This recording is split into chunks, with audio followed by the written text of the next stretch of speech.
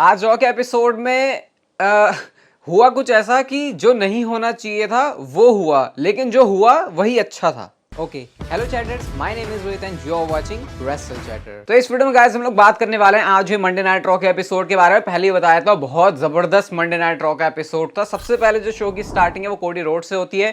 Cody Rhodes ring में आते हैं, क्राउड ने उनके लिए अच्छा पॉप दिया, शो की शुरुआत कर रहे थे तो फिर रिएक्शन भी उनको हमेशा की तरह अच्छा ही मिलता है। कोडी रोड्स यहाँ पर जे ऊसो के बारे में बात करते हैं कि जो उनके साथ अभी कनेक्शन वगैरह उनका चल रहा है। इतने में क्या होता है, डोमिनिक मिस्टीरियो आ जाते हैं, उनका थीम सॉन्ग प्ले होता है और वो बताते हैं कि जे ऊसो के बारे में क्या बात कर रहा है। जे ऊसो अभी जजमेंट डे को ज्वाइन करने वाला है और जब वो जजमेंट डे को ज्वाइन करेगा तो हम कंटिन्यू करेंगे मोस्ट डोमिनेंट फैक्शन जो कि इस समय है। अभी वो बताते हैं कि मामी यहां पर नहीं है क्योंकि नाया जैक्स ने उसको इंजर्ड कर दिया, लेकिन मामी बहुत जल्दी वापस आ जाएगी और आज जो मेरी विक्ट्री होने वाली है कोडी रोड्स तेरे ऊपर, उसको मैं डेडिकेट करूंगा मामी को। ऐसा बोलने के बाद कोडी रोड्स के दिमाग में कुछ ऐसी बातें थी जिसने दिमाग में कुछ तो कर दिया डोमिनिक मिस्टीरियो के। वो कहते हैं मामी के साथ तुम्हारा रिलेशनशिप कैसा है? ऐसा लगता है कि वो तो ज्यादा इंटरेस्टेड है नहीं, तू ही उसमें ज्यादा घुसे चले जा रहा है। और फिर वो जे ऊसो का भी रेफरेंस देते हैं यहाँ पे कि अभी तो ऐसा लग रहा है कि मामी जे ऊसो की तरफ ज्यादा जा रही है। तो ऐसा करके डोमिनिक मिस्टीरियो को बड़ा गुस्सा आ जाता है। इसके बाद डोमिनिक मिस्टीरियो और रे मिस्टीरियो के बीच में, नहीं, डोमिनिक मिस्टीरियो और कोडी रोड्स के बीच में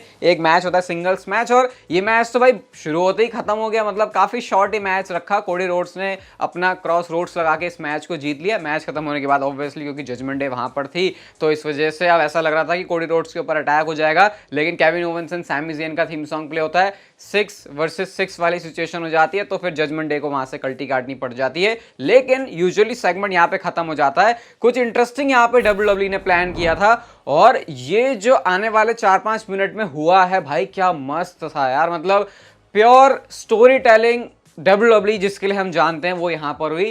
केविन ओवेंस कहते हैं जब कोडी रोड्स जा रहे होते हैं कि रुक जा भाई कोडी रोड्स, मेरे को आके तेरे से कुछ बात करनी है। और वो बोलते हैं कि Jey Uso Monday night raw में आया है, ये तेरी वजह से ही आया ना। तो कोडी रोड्स इस पर बोलते हैं कि तुम्हें ऐसा क्यों, कोडी रोड्स से जब वो पूछते हैं भाई तुम्हें ऐसा क्यों लगा कि ये अच्छा आइडिया था कि तुम जे ऊसो को मंडे नाइट रॉ के ऊपर लेकर आओ, और वो ऐसा क्वेश्चन पूछ रहे होते हैं काफी उस वे में कि यार ये तूने क्या डिसीजन लिया, तुझे ऐसा नहीं करना चाहिए था। कोडी रोड्स यहाँ पे जिस तरीके से आंसर करते हैं वो थोड़ा सा मुझे संदीप माहेश्वरी जैसी वाइफ फिर से लेके आया, क्योंकि वो कहते हैं मेरा काम है यहाँ पर लोगों को खुश करना। क्या जे ऊसो के मंडे नाइट रॉ में आने से लोग खुश हैं? तो वहां पर जो क्राउड है वो यस के चैंट कर रहा होता है। उसके बाद यहाँ पे वो बोलते हैं कि मैं वो बंदा हूं जिसको बहुत सारे सेकंड चांस मिले हैं। और फिर जो उन्होंने लाइन बोली उसने काफी सारे फैंस को कुछ सोचने पर मजबूर किया और वो बोलते हैं जे ऊसो के बारे में, he is one of the very best in the world और वो डिजर्व करता है सेकंड चांस। उन्होंने यहाँ पर सेकंड चांस की बात करी और बेस्ट इन द वर्ल्ड की बात करी। और ऑलरेडी रूमर मिल में क्या चल रहा है सीएम पंक के बारे में वो हमको पता है।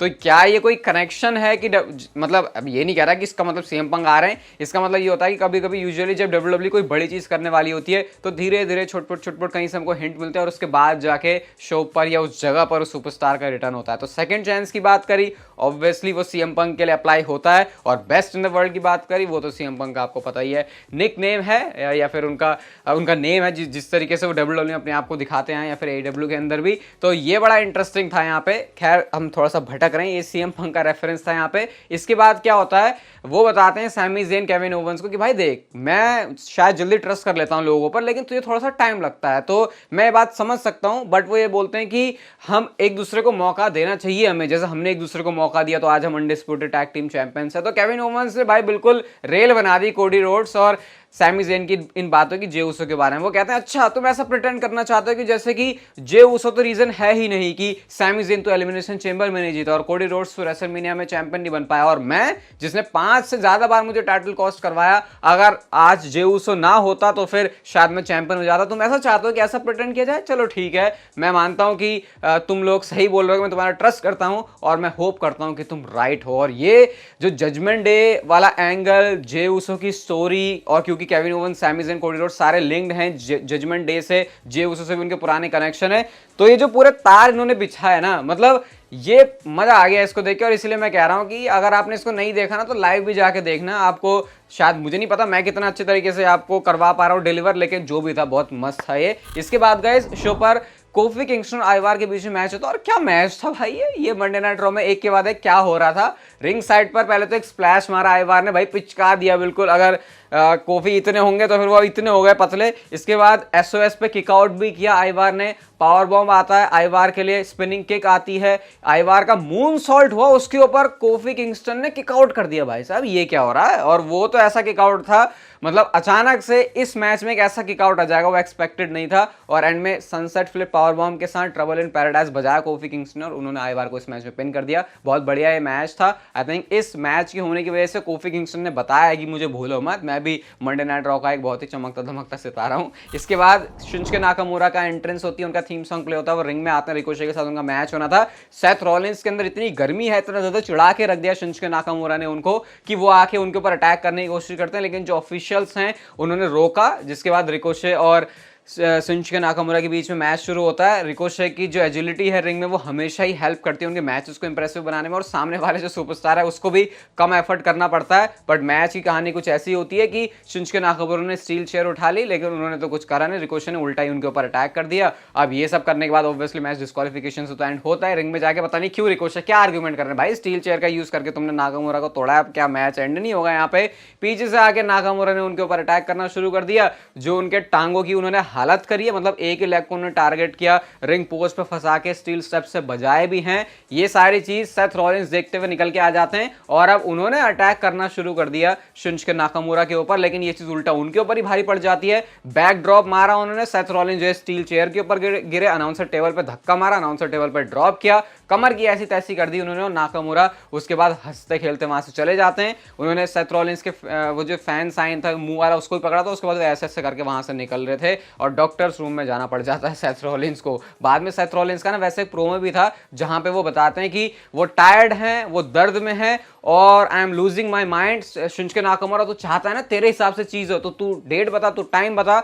और ये जो प्रोमो कट किया ना छोटा सा बैक स्टेज वाला सेथ रॉलिंस ने, देख के बिल्कुल उनकी हील वाली वाइब आ रही थी कि भाई सेथ रॉलिंस तो कोई हील है, मतलब परेशान हो चुके हैं वो, बिल्कुल फ्रस्ट्रेटेड हैं, डेस्परेट हैं कि वो बस जाके नाकामुरा को तोड़े, लेकिन नाकामुरा वो चीज होने नहीं दे रहे और ये परफेक्ट काम कर रही है नाकामुरा के इस हील रन में। इसके बाद नाया जैक्स का आतंक आता है। Piper never and Chelsea green versus शेना Baszler जोई स्टार्क का टैग टीम मैच। आके उन्होंने बुरी तरीके से चारों सुपरस्टार को ही धून दिया और किसी में से कोई कुछ भी नहीं कर पाया। तो जो मुझे इस समय माइंड सेट फिर स्ट्रैटेजी नजर आ रही है नाया जैक्स की, वो ये है कि पूरे विमेंस डिवीजन में तोड़फोड़ तबाही मचा दो और ऐसा कर दो कि कोई सुपरस्टार ही ना बचे। शायद इसलिए तो नहीं कि विमेंस डिवीजन अच्छा ही नहीं है, तो नाया जैक्स सोच रही है कि चलो मैं अच्छा कर देती हूँ सबको उड़ा के। बैक स्टेज से जे उसो का सेगमेंट आता है जहां पे उनको इंटरव्यूअर पूछते हैं कि यार तुम्हारा तो किसी ने अच्छे से वेलकम नहीं किया मंडे नाइट रॉ में, तुम्हारे दिन अच्छे नहीं चल रहे। ऐसी बात करते करते ही जजमेंट डे के डेमन प्रीस्ट आते हैं और वो कहते हैं कि तुम जजमेंट डे में आ जाओ, अगर तुम जजमेंट डे में आते हो तो शायद तुमको वो फैमिली मिल जाएगी जिस फैमिली को तुम सालों से ढूंढ रहे हो और आज रात तक तुम अपने जो है आंसर इसके ऊपर हमें दे देना। तो मतलब पहले से हाइप वगैरह बहुत तगड़ी चल रही थी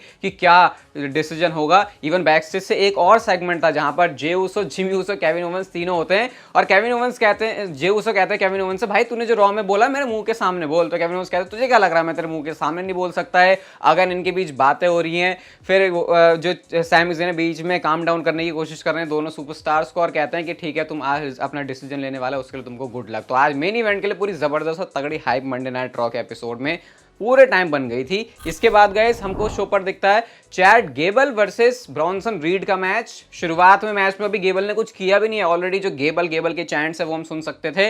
ब्रॉन्सन रीड का जो मैच में रेसलिंग स्टाइल है वो भारी पड़ रहा था चैड गेबल के ऊपर, जो उनके हार्ड हिटिंग हैवीवेट मूव्स हैं वो चैड गेबल के ऊपर लग रहे थे। अपना वो जो फेमस सुप्लेक्स है वो भी लगाने की कोशिश करते हैं वो, लेकिन ब्रॉन्सन रीड के ऊपर वो लगता नहीं है। ब्रॉन्सन रीड टॉप रोप पे गए, अपना सुनामी फिनिशर उन्होंने स्प्लैश मारा और उन्होंने चैड गेबल को पिन कर दिया। सोचो किस मूवमेंट पे किया है, जब ऐसा लग रहा है कि वो गुंथर को हराने की दहलीज पर खड़े हैं, उसके बाद मंडे नाइट रॉ में उनको पिन किया। तो देख के ऐसा लगा कि भाई गलत डिसीजन था, लेकिन आई थिंक ये बड़ी मस्त चीज लगी मुझे कि चैड गेबल तो ऑलरेडी हाई स्टॉक में है, चलो एक हार उनको मिल गई, थोड़ा सा इफेक्ट करेगा, लेकिन उस दौरान ब्रॉन्सन रीड को भी बिल्ड कर दिया गया। भाई देखो ब्रॉन्सन रीड ने चैड गेबल को हराया जो ऑलमोस्ट क्लोज पहुंच गया था गुंथर को हराने के लिए। तो अगर इवेंचुअली चैड गेबल गुंथर को हरा भी देते हैं तो ब्रॉन्सन रीड को भी फायदा मिल गया यहाँ पे। और मैच का फिनिश ऐसा था कि ओ ब्रॉन्सन रीड ने हरा दिया चैट गेबल को।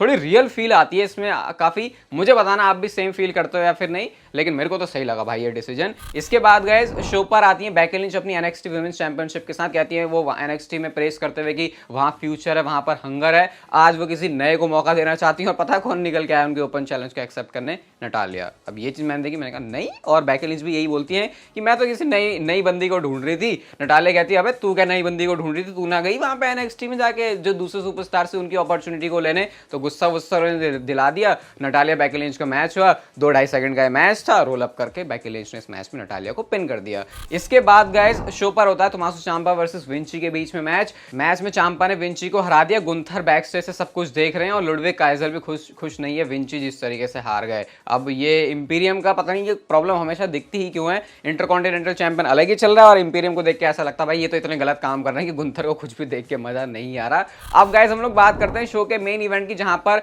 Drew McIntyre versus Jey Uso के बीच में मैच था। ड्रू मैकिंटायर फेस से भी काफी अलग लग रहे थे और रिंग अटायर तो उन्होंने व्हाइट पहना ही था। तो पता नहीं ऐसा देख के उनको लग रहा था कि ये हील ड्रू मैकिंटायर आया है। आज थोड़ा डिफरेंट सी वाइब दे रहे थे। बैक एंड फोर्थ एक्शन था। रिंग साइड पर जो है पूरी जजमेंट डे भी होती है। नेक ब्रेकर मारते हैं, मतलब वही जो मूव्स हैं बिल्कुल रेसलिंग वाले, वो यहाँ पर सुसाइड डाइव, टॉप रोप, सब कुछ होता है यहाँ पे। अब 3-2-1 जब ड्रू मैकिंटायर क्लेमोर के लिए जा रहे होते हैं तो डिस्ट्रैक्शन कर दी जजमेंट डे ने। और ऐसा जे ऊसो ने बोला नहीं था, लेकिन जे ऊसो ने ऑब्वियसली भाई फायदा तो वो उठाएंगे। उन्होंने सुपर किक मारी ड्रू मैकिंटायर को। इसके बाद क्या होता है, ड्रू मैकिंटायर जो जे ऊसो है वो बिल्कुल कॉर्नर में जाते हैं और ऐसा लग रहा होता है कि इसे अपने बड़े मूव के लिए प्रिपेयर कर रहे हैं। लेकिन जजमेंट डे के जो मेंबर्स हैं वो एप्रन पर हैं। तो जे ऊसो ने तीनों को सुपर किक मार दी, फिन बैलर को भी, डेविन प्रीस्ट को भी और डोमिनिक मिस्टेरो की भी। अब जब वो सुपर किक मार के फोकस दोबारा ड्रू मैकिंटायर पे करते हैं तो फोकस करने से पहले ही उनका फोकस बिगड़ गया, क्योंकि ड्रू मैकिंटायर की क्लेमोर किक आ जाती है और यहां पे ड्रू मैकिंटायर ने जे ऊसो को पिन कर दिया। देख रहे हो, मैंने आपसे जो वीडियो के स्टार्ट में कहा शायद वो हुआ जो नहीं होना चाहिए था, लेकिन जो नहीं हुआ शायद वही सही है, क्योंकि जे ऊसो पिन हो गए।